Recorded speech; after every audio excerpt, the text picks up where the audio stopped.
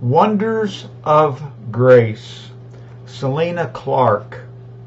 This young woman, although brought up in the Sabbath school, has gone into the world and its pleasures even as she could. But through a friend with whom she works, was induced to come and hear our pastor. This was 2 years ago. Went again into the world attending theater, balls, concert rooms, and got acquainted with Humphrey White, now a member with us, but then going to those places of amusement.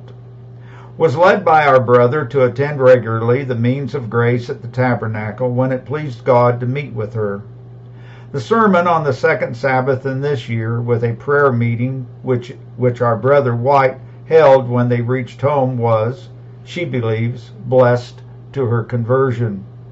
Has attended Mrs. Bartlett's class for about a year on and off, but regularly for this last 3 months. This is a most remarkable instance of divine grace. Our sister White has been made a good blessing to her. I have great pleasure in giving her a card, signed George Crocker.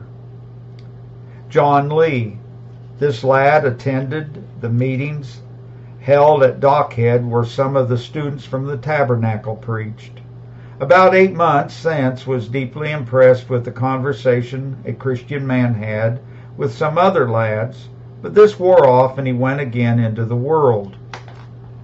But conscience was not asleep, and he went back to the school, and from that time he has been enabled to enjoy peace.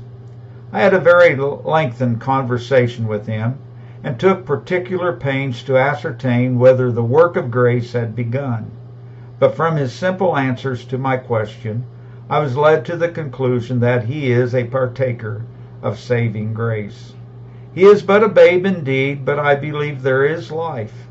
Mr. Butler, the superintendent of the school, and a member with us, and Miss Figs have had conversation with him and recommend him to us. Gave a card, signed Gene Crocker. To God be the glory.